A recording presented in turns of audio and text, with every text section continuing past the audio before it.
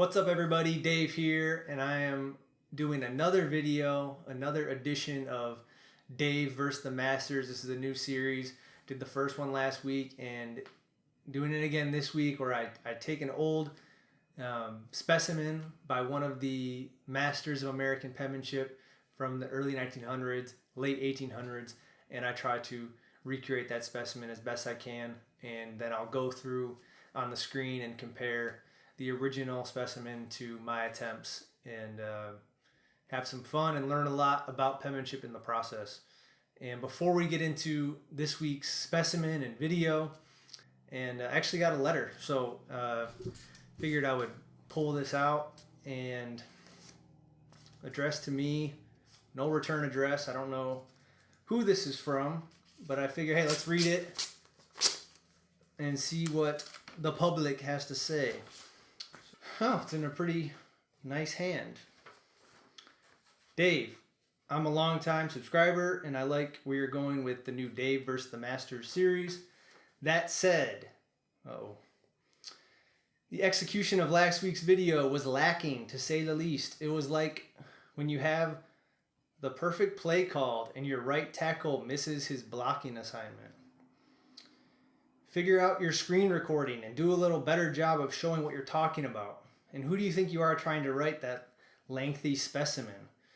Use a shorter specimen, something you can write decently and analyze properly. In fact, I'll give you the perfect specimen for your next video. On page 44 of the Zaner Method Manual 144, actually have that book, there's a simple line of copy. I think you might be able to handle it. Just line up the kick and boot it through the uprights.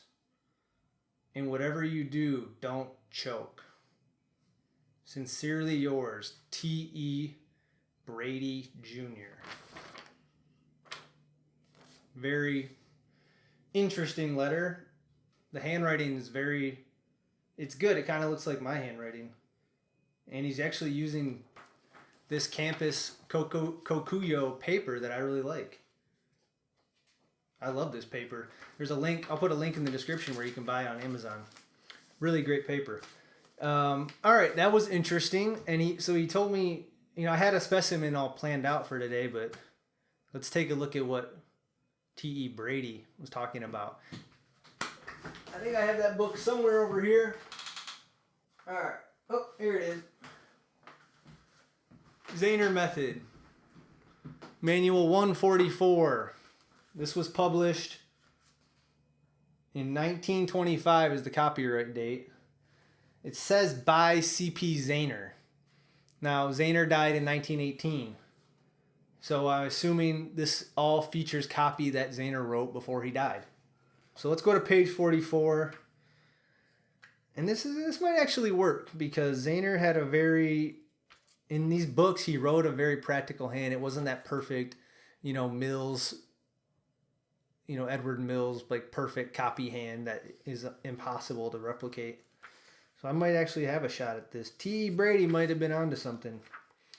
All right, page 44. Here we are. All right. The line of copy says, aim to use arm movement. It's at the bottom of the page there. It is 5 words long. There's no ascending strokes. There's semi-ascending strokes with the 2 T's. Just a capital A. This is very doable. All right, T.E. Brady. I will accept your challenge. I will do the line of copy from page 44 of the Zaner Method Manual 144. And let me go write this out. Let me give it a shot. I'm going to do it on 1 sheet of paper and see what's the best attempt I can come up with on that 1 sheet. All my warm-ups and everything are on that 1 sheet. So I'll go do that. We'll come back and we'll compare my attempts to C.P. Zaner's. All right, here's the original specimen by Zaner, page 44 of Zaner Method of Movement Writing, Manual 144, recommended by T.E. Brady Jr. Very interesting letter he sent in. Kept making references to football. Thought that was weird. He must be a big football guy. That kind of threw me off. But this is it was a great recommendation by him. Very straightforward, simple piece of copy to try to replicate, and I appreciate that. Here it is. Aim to use arm movement, 5 words. Just a very simple piece of copy. So let's take a look at the page that I did to warm up for these attempts, and then my actual attempts. This is all done on one page. All right, so from here to here horizontally about 9 inches, and then about 7 or 8 inches going down the page. And this just gives you a good idea of the kind of warm up I do when I'm going to write a sentence like this. And I started with some direct ovals, so that's going in the the counterclockwise direction, making my ovals. And then I did indirect ovals, which go the other way. And these are just general warm-ups. Then some push-pulls, where I'm just going up and down like this. These are just general warm-ups that I do every time I sit down to write. And they just kind of get nerves out of your arm. They just get your arm working a little better. And then I started going into some drills, thinking about that capital A, where I'm doing direct ovals into a push-pull and a nice exit. Just kind of get my arm doing the kind of gross movements that I'm going to need to make this capital A. See, I start working on the A's, going to transition from the A to the small letters over here, which is, a difficult thing to do. So it's always something good to kind of warm up with and practice. And then I just keep warming up, kind of thinking about the words I'm about to write and kind of some of the problems that I already know will be difficult for me, like the letter T. So I spent a little more time with the letter T than I did with, I spent, a line and a little bit of a second line on the letter T and the word to, and just a one line, or not even a full line on the word use. And then I got right into these attempts, which I made 6 attempts. And why don't we take a closer look at my attempts and compare them to Zaner's original. All right, now we're looking at the original by Zaner at the top and my writing at the bottom. And we can see Zaner's writing at the top here. And I'm guessing, just looking at his writing, he probably did this. You can see that I wrote with an X-height. So you see I have my baseline and my X-height here. And I'm guessing he did the same thing. He probably had an X-height that we don't see on the page. I mean, they added some dotted lines in here. But I'm guessing on the original sheet of paper that he wrote this sentence on, there probably was an X-height. There certainly was a baseline, and there certainly was a top line that he was writing with. There might have been horizontal line or vertical lines like this that really help with horizontal spacing when those are on the page. Just gives your eye another reference for spacing. I doubt he wrote with slant lines. So yeah, I'm guessing that's what he was doing behind the scenes. And when he reproduced the work for the book, that baseline and the X height and the top line they weren't reproduced with the printing. So we don't see them here, and they just added these dotted lines. It looks by hand in added that to the print. So, and the point I'm bringing up about that is I don't think he used a lot of tricks. I don't think he was writing the word aim, 20 times and the word to 20 times. And he wasn't writing each one of these words a bunch of times and then copying, pasting them onto a sheet of paper and then sending that to the printer. I think he was writing out the whole line. Maybe he wrote it more than once. I'm sure he did. And then he just picked one out that was acceptable and said, all right, let's print that one. And I think the point is that Zaner and the Zaner Bloser Company during this period had a philosophy that let's show people practical, realistic handwriting. Let's not show them picture perfect, geometrically perfect script. Let's show them something that they can somewhat relate to, and when they see it, it's still going to look really good to anybody, especially the untrained eye. This line by Zaner looks awesome, and it looks awesome to me too, but it's not that perfect script. And maybe in a future video I'll try some examples of perfect script, and you'll see the difference. But today we're definitely doing what I would call a practical script, and that was what Zaner was all about. And we can see that in the writing. If we just look at, we can look at the X height and the baseline on this writing.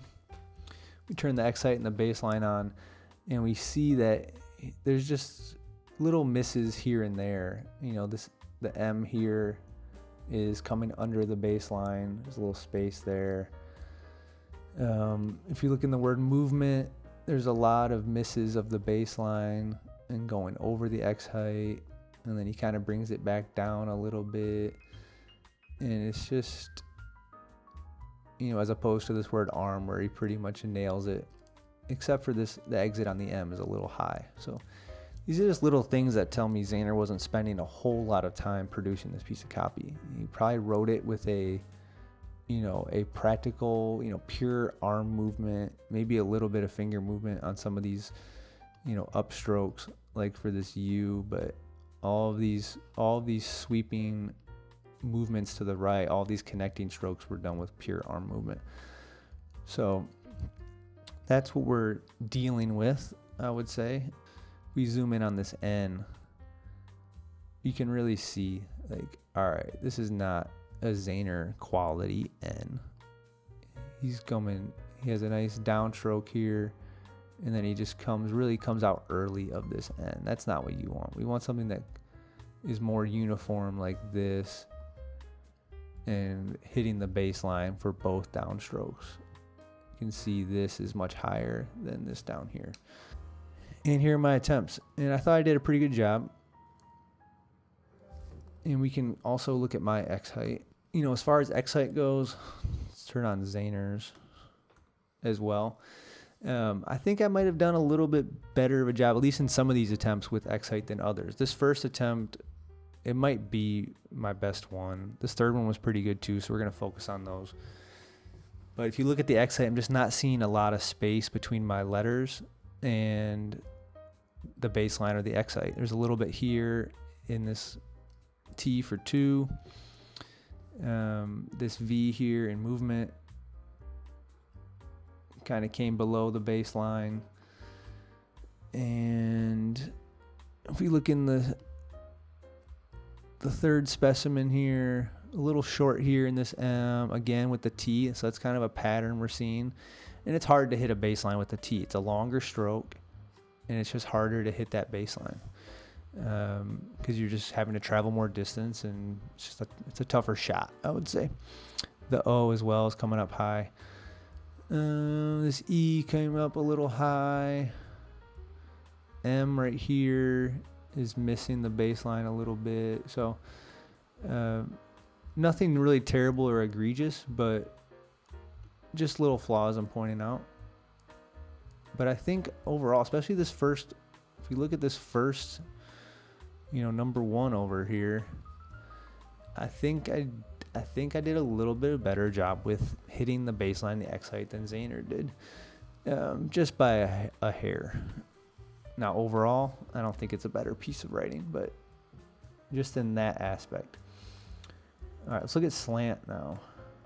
Let's turn on slant lines for a couple of my attempts and Zaner's. And this really shows you the difference, I think, between a master like Zaner and someone like me who's spent a lot of time writing, but not as much as Zaner did, that's for sure.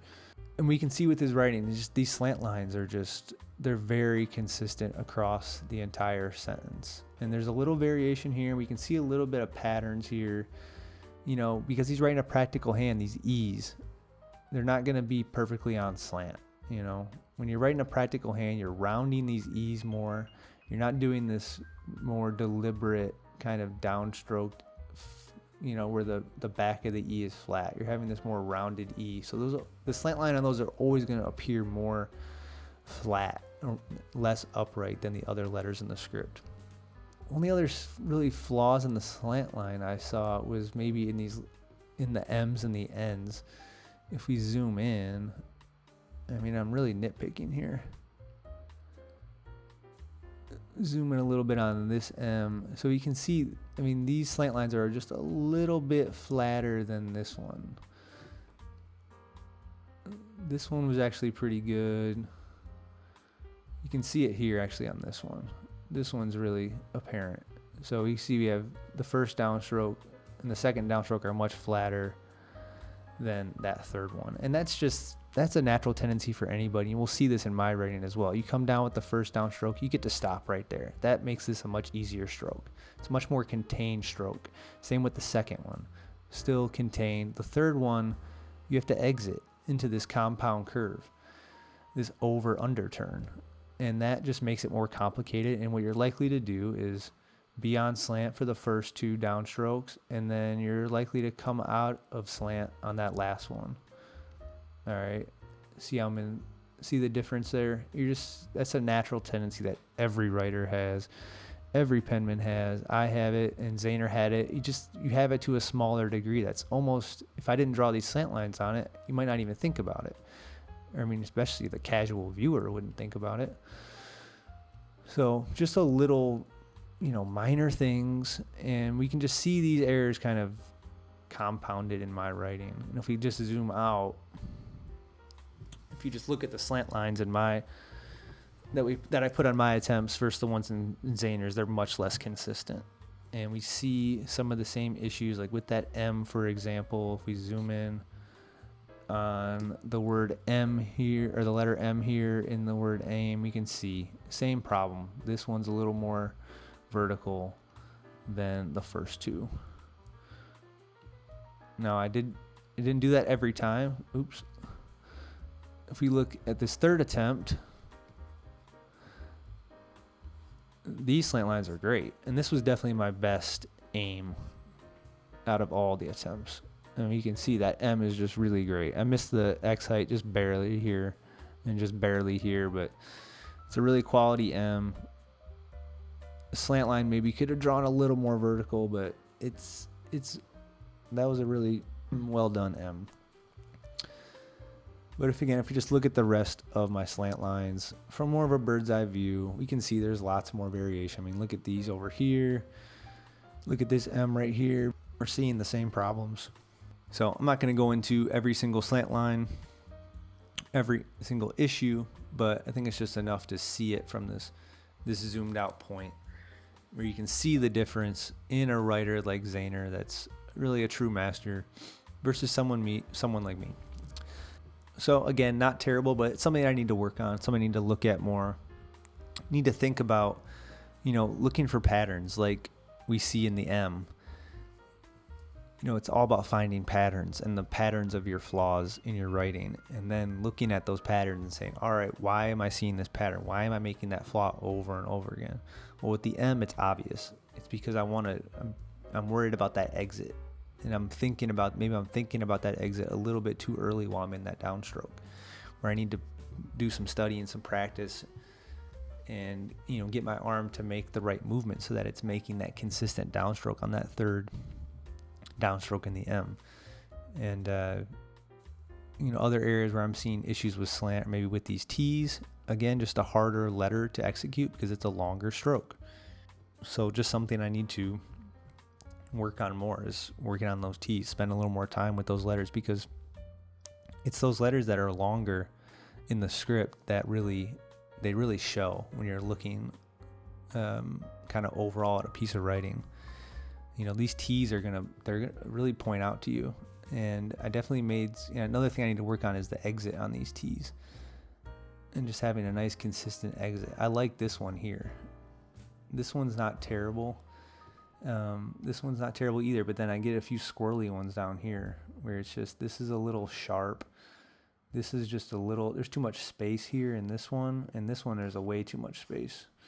So just something, I'm just noticing things. That's why I'm doing these videos, is really to take a closer look at my writing. And it's fun to compare it to these old masters, but it's really still about looking at my own writing and trying to find those patterns of flaws. Because if you can find a pattern of a flaw that you're making over and over again, and you figure that out and you solve that issue, you're basically eliminating tons of errors from your writing, because it's a pattern that you're making over and over again. So it's a way to solve one thing and at the same time solve a bunch of things.